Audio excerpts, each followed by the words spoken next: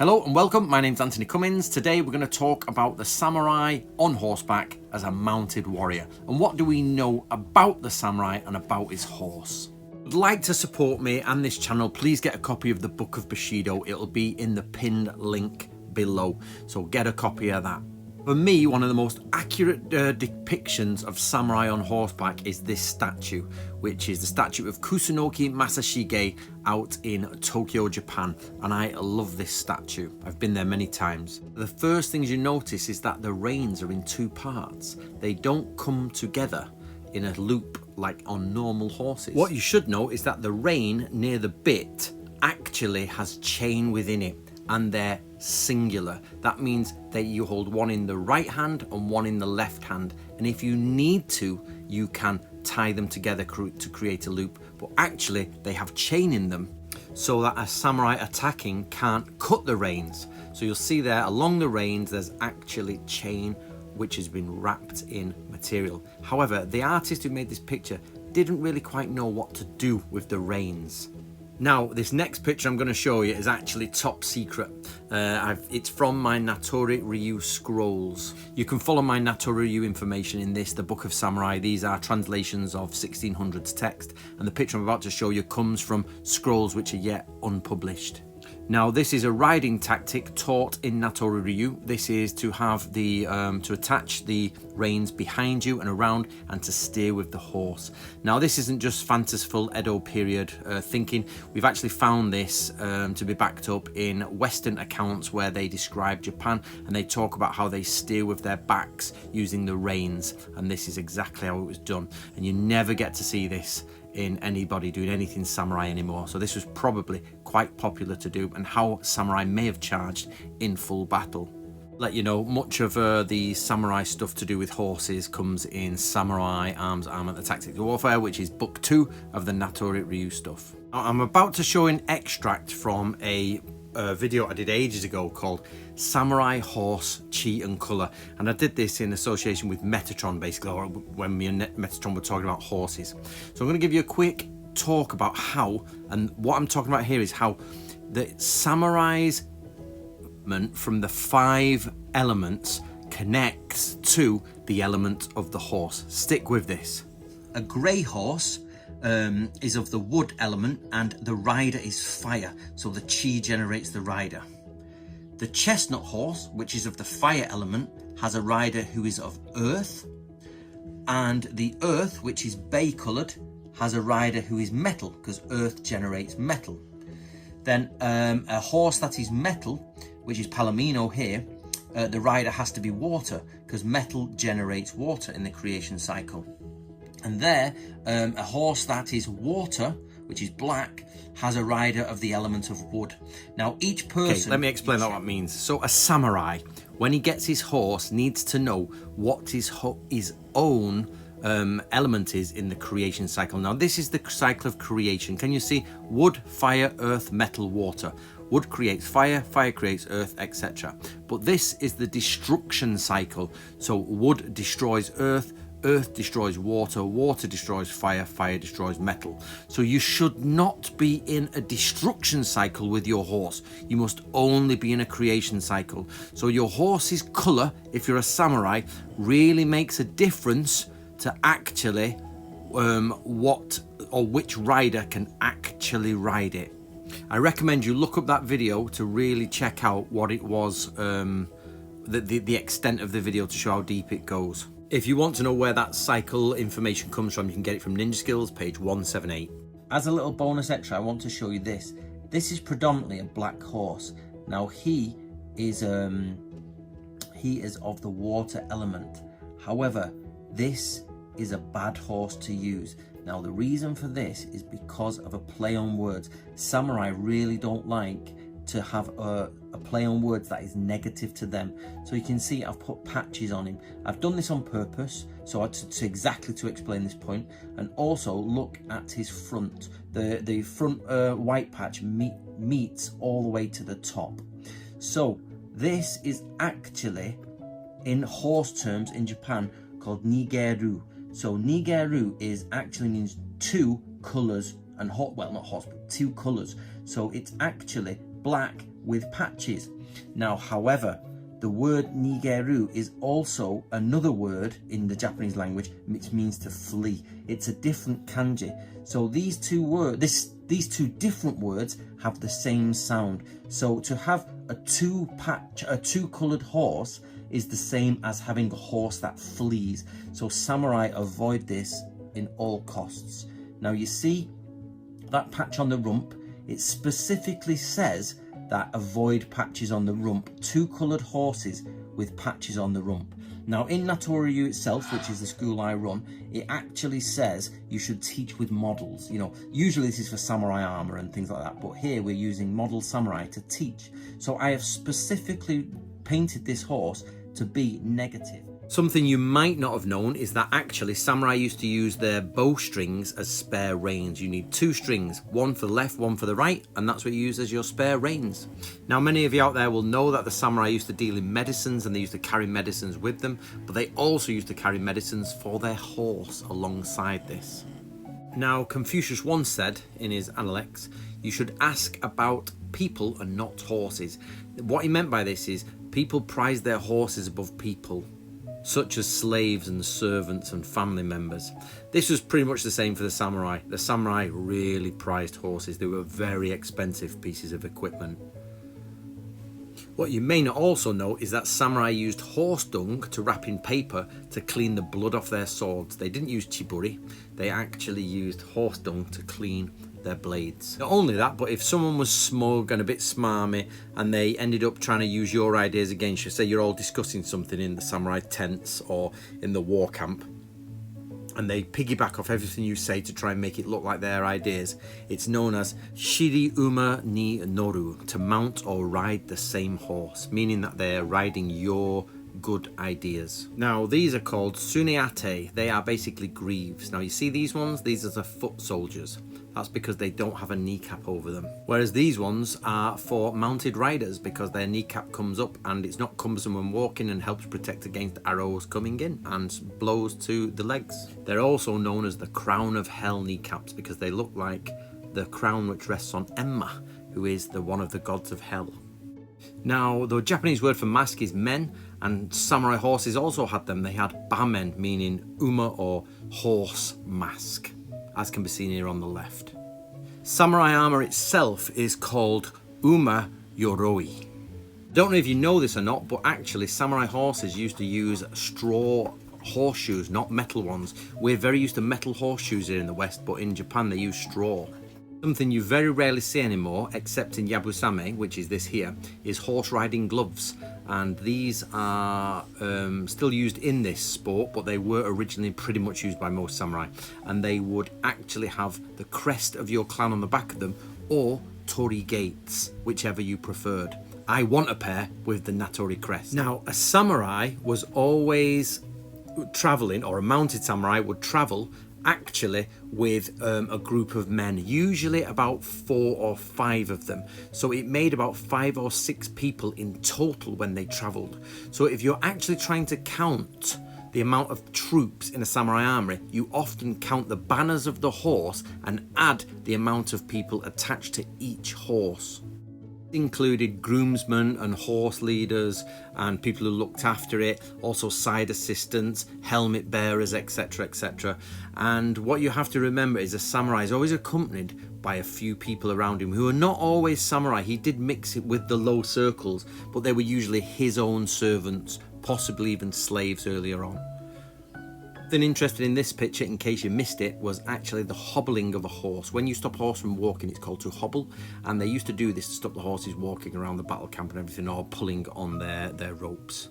Now, not all horses that samurai rode were samurai war horses, but some were pack horses, but it didn't mean the samurai didn't ride them. Well, there are many samurai who would love to ride a horse, even a pack horse. So remember, they're still good beasts. And here is a pack horse, and one thing you should know about this is that these baskets on the horse were often checked for shinobi, because shinobi would sometimes infiltrate into the camp using these baskets, whether the groom leading it would know or not. so they used to check them for infiltrators. Now, many of you out there know about samurai curtains, that they used to divide the battle camp in this way, but what many might not know is they actually used to make stables out of these as well. So horses would be stabled behind curtains and spiked to the ground. This would mean that before the battle, somebody has to go and get all the curtains ready for the horses when they arrive that evening, as they move over the landscape trying to find the best battlegrounds. Now, the Japanese, or the samurai, use different words from the normal people. Not in all cases, but when they were specifically referring to military terms. So, for example, saddling a horse becomes shibaru. For unsaddling a horse, you use orosu, toku, or menzuru. These are sort of different ways to sound so that a samurai sounds militaristic instead of just being normal. These are just slight changes in language for the samurai. Sometimes in battle, samurai would offer their horses to their superiors to flee the actual battlefield or to get away from imminent danger and then themselves die. For example, Oyamada once offered his horse to Nita Yoshisada at the Battle of Minatogawa, basically just to help him flee. There's sort of different cases like that, so you have to imagine in the melee of battle that people are sometimes swapping horses and letting people ride off, or also the example where Tokugawa his horse was smacked and on the rump and he was led away while his retainer pretended to be Tokugawa so he could take the brunt of the attack. Also, as a side note, if a horse has once been used in a funeral parade, obviously this is Western, but in Japan, then it should never be used in war. It will bring death. So you don't use a horse for death, which is then used again for war. It's then retired from war. A horse normally have 6 teeth along the bottom, but we do get something called 5-tooth horses, or horses with 5 teeth. And this is where there's a tooth in the center and 2 either side of it, and they're born this way, it's not fallen out. That's said to be a bad horse, you can't have that one. However, it does say if they've lost a tooth, it's no longer a 5-tooth horse. It has to have a specific setup with 1 tooth in the middle and 2 teeth either side. In earlier samurai times, what they would do is one side would actually send negative coloured horses, which we spoke about before, across to the other side, and they would use different ways of divination to try to work out if they were going to win the battle or not, or to send negative energy to the other side. Now, what they would do is capture these horses, clip bits of their tail off, attach a talisman to them, or even possibly brand the horse and send it back to the enemy as a counterspell. This was led by what's known as a gumbaisha, which is basically an esoteric tactician. They also deal with decapitated heads. If the enemy send out dual-coloured horses like this one over to your side, you should cut some of the hair and offer that hair to the gods to get rid of the bad luck that's been sent by the enemy side. Do you remember before when I told you about the different words samurai use for horses or for general warfare? So when a horse neighs, okay, when it's they describe the neigh of an allied force, it should be inanaku or isamu, whereas if it's the enemy force, it should be just naku. Okay, so it's different for if it's allied neighing of horses or enemy neighing of horses, so you can describe the difference between the two. Samurai training gets that complicated. Now, when a samurai cavalryman actually goes out to war and he goes through the gate of his house, he should mount his horse and ride out. However, he should not look back like this gentleman is looking back. Now, this is actually a bad picture because I couldn't find obviously a samurai on horseback leaving his home in the correct way. This is actually taken from a samurai attacking a fortress or a position, but actually it gives a good idea of this is the type of gate you would use, a samurai on horseback, and he would be going through the gate not looking back, and no women should be seeing them off because they give the wrong yin chi. So it's male masculine chi moving without looking back, going through the gate, going to war without women in attendance or cowardly looking behind you to wanting to return to home. Now, often when samurai do come into battle and do start to grapple with each other, if they've missed their charge with their spear and they're up close, they will often go into kumiuchi grappling. Now, and if you can get your enemy off his horse, fall with him, and then kill him, it's considered a prestigious thing. However, it's not as prestigious as grappling somewhere on the ground, because the samurai reckon that you have the power of the horse behind you, so often humans can't withstand the charge of a horse and the grapple together. Now, don't always think that samurai stayed on their horses. Yes, they have charges. Yes, they do charge as cavalry. Yes, they do maneuver and scout with horses. They do move around. They have different tactics, etc., etc. But they often also dismounted, and sometimes samurai would choose to dismount and face another samurai who was also dismounting. The achievement is more prestigious. It's not as sort of hectic. It's possibly better to fight on foot sometimes than just hopefully get the chance of not being caught off guard, being twisted in the saddle and pulled out of it. So sometimes samurai chose to fight on the floor instead. Also like to come back again and point out that many artists get this wrong. They always make samurai reins look like Western horsey reins. They shouldn't be like that. They are not a single rope going round. They should be two separate ropes. There's even a special way to hold them when you ride in and ride out of a war. You wrap them in specific ways when you are moving. Thing we do know about samurai combat, it says if mounted samurai choose to dismount, then they should get together and form up different squads so they can move out footed.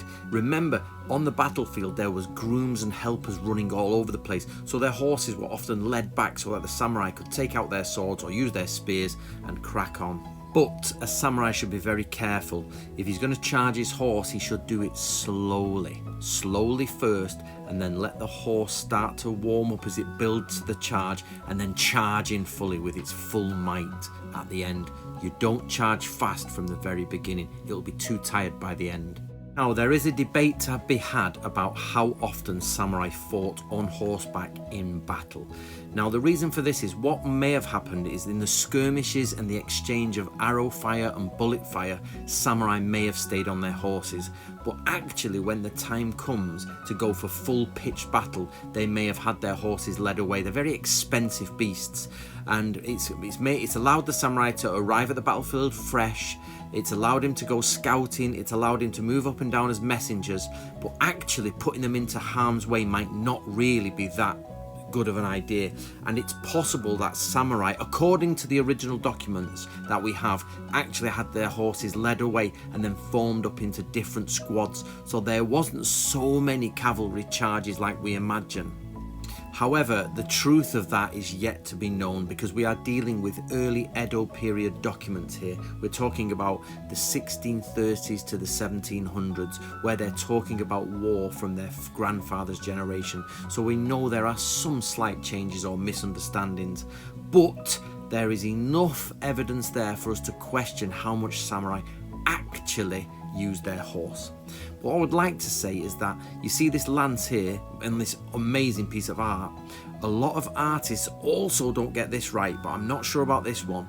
Now, on the lance there should be a small clasp on the obi and a piece of cloth or string tied between the obi belt of the samurai and the lance he is using.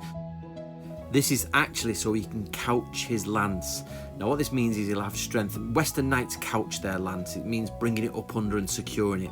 But what the samurai did is tie their lances to their belts so that any impact would be taken on the strain of the belt and not on the hand of the samurai, which only directs the actual lance. Now, when a samurai actually got a severed, decapitated head, he had to attach it to his horse. Now, these are actually screenshots from a documentary I did called Samurai Headhunters by Urban Canyons, and I was teaching them how how samurai used to attach heads to horses and wrap them in cloth, but I don't have the correct angle here to show you. But actually, on a samurai saddle, there are 4 specific rings. Now, these rings were used to attach the different decapitated heads depending on the rank of the person.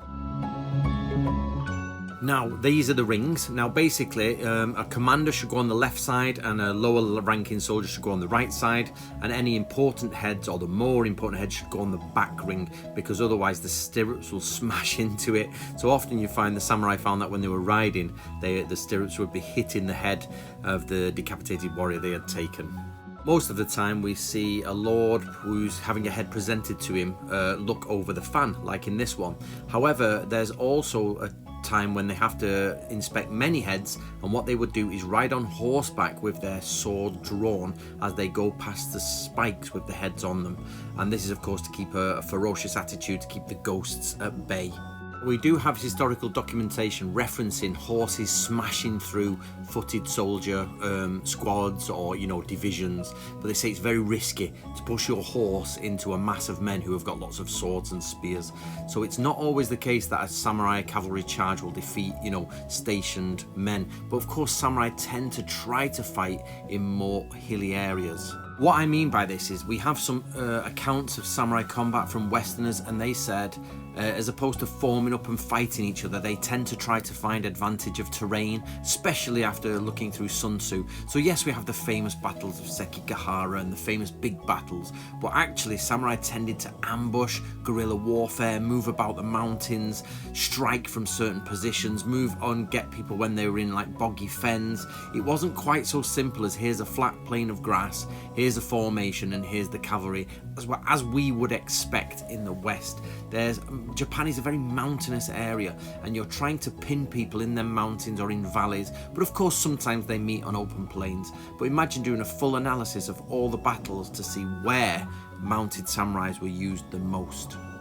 On the whole, samurai used to fight with muskets and arrows and bows before, you know, before the end of the Sengoku period, and with lancers and pikemen, and they became almost very Western in their style of warfare after they'd moved away from the more esoteric guerrilla warfare styles, and they started to see like the Western, you know, teachings from the Jesuits were coming in, and we do see bigger armies, more guns, and a big change in warfare. But one thing we do still see is it says if horses form up at the front, they are going to cavalry charge you and try to break through. For me, there's still a big question over how much the Western influences changed Japan, especially when the gun came in. And of course, just because we don't have all the records doesn't mean there weren't people explaining how the West fought there, and anybody helping people in Japan, because castles changed, the way the guns were used, the way the armies were made, were very much changed at the same time that Christianity was taking a hold,